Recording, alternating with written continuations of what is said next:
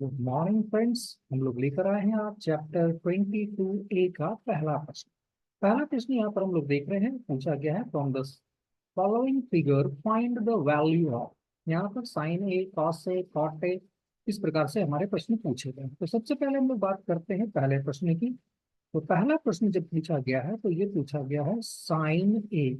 Sign ए यहाँ पर याद रखिएगा, हम लोगों को थोड़ा सा आपको थ्योरी समझना होगा कि यहाँ पर बात कर रहा है हमारा प्रश्न इस एंगल का। तो इस एंगल का जब हम बात कर रहे हैं तो इसी को ध्यान में रखते हुए हमें इस प्रश्न को सॉल्व करना है। लेकिन उससे पहले फिगर जब हम लोग देख रहे हैं तो यहाँ पर हम लोगों ने 4 देखा है, यहाँ पर हम लोगों ने 3 देखा है। यहाँ पर याद रखिएगा जो सबसे लंबा साइड होता है इसे हम लोग हाइपोटेनियस लेते हैं, तो पहले हम लोगों को हाइपोटेनियस निकाल लेंगे। यहाँ पर याद रखिएगा ये जो साइन दिया गया है ये राइट एंगल का है, दैट मीन्स यहाँ पर बी के ऊपर राइट एंगल बना रहा है यहाँ पर इस ट्रायंगल में। तो अब यहाँ पर इसके लिए फॉर्मूला होगा H equal to P square plus B square under root. यहाँ पर याद रखिएगा अंडर रूट टी स्क्वायर क्या हो जाएगा हमारा 3 का स्क्वायर प्लस बी स्क्वायर यानी कि हमारा 4 का स्क्वायर 4 का स्क्वायर हो जाएगा, जो कि यहाँ पर हम लोग देख पा रहे हैं कि ये बेस है हमारा। अब यहाँ पर इन दोनों को हम लोग सॉल्व करेंगे तो 9 प्लस 16 आ जाएगा। अब यहाँ पर याद रखिएगा √25 ये हो गया। और इस प्रकार से हम लोगों ने हाइपोटेन्यूज निकाल लिया 5। तो हाइपोटेन्यूज जब 5 निकाल लिया तो अब यहाँ पर से हमारा प्रश्न सॉल्व होगा साइन ए। साइन ए का वैल्यू आप लोगों को पता है कि इसका फार्मूला होता है P/H।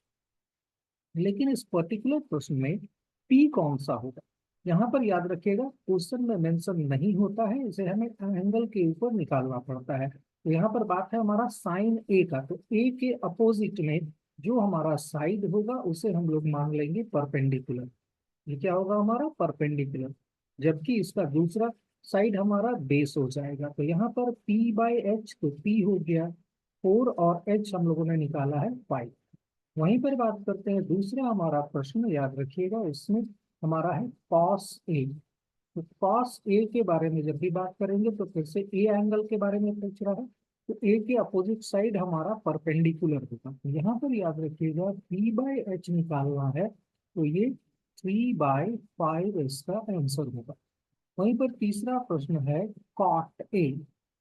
अब यहाँ पर याद रखिएगा अगेन फिर से एंगल ए के ऊपर ये प्रश्न है, तो कॉट यहाँ पर याद रखिएगा B/P होता है। तो B/P यहाँ पर सीधा सा याद रखेंगे 3/4 होगा। सही है। चलिए अब यहाँ पर दूसरा सेट देखेंगे तो यहाँ पर देखेंगे नंबर 4 से हमारा आ रहा है सेक सी। अब यहाँ पर बात किसकी कर रहे हैं, सेक सी की। अब सेक सी यानी कि एंगल सी को हम लोगों ने यहाँ से मेंशन किया है। तो सेक सी यानी कि अब इस एंगल को आधार मानते हुए हमारा सेक का वैल्यू निकालना है। तो इस सी के अपोजिट में हमारा होगा वो हमारा कहलाएगा परपेंडिकुलर। तो यहाँ पर इस बेस को हटा देंगे हम लोग, अब यहाँ पर हम लोग इसे परपेंडिकुलर कहेंगे। और यहाँ पर याद रखिएगा ये परपेंडिकुलर का बेस में बदल जाएगा इस पर्टिकुलर क्वेश्चन के लिए सेक सी। तो यहाँ पर सेक सी का वैल्यू होता है हमारा H/B। H क्या है 5 है हमारा, और B है हमारा इस प्रश्न के लिए B है 4 यानी कि 4। अब यहाँ पर इसी प्रकार से हम लोग सिमिलर क्वेश्चन सॉल्व करेंगे कॉसेक सी।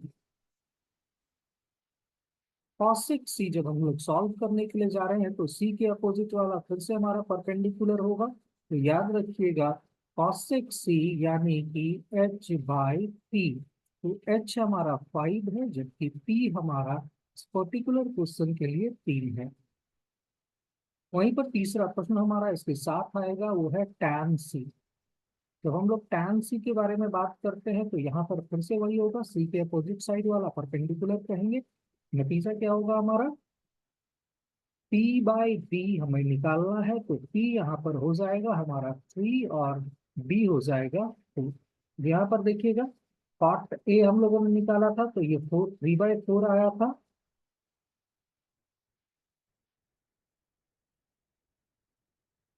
यहाँ पर याद रखिएगा जब हम लोग निकाल रहे हैं tan सी, तो tan सी में हम लोगों ने सीधा सा P/B लिया है, तो P यहाँ पर परपेंडिकुलर 3 हो जाएगा और बेस हमारा 4 हो जाएगा।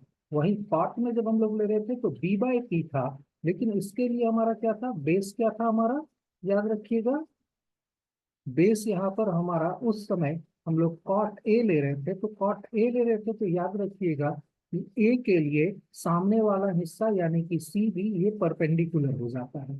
नतीजा हमारा यहाँ पर भी 3/4 आया है। तो इस चीज को ध्यान रखेंगे कि किस प्रकार से हमारा एंगल हमारे प्रश्न के उत्तर को सही करने में सहायता देता है। तो चलिए हम लोग अगले क्वेश्चन में मिलेंगे 22.a के सेकंड क्वेश्चन में।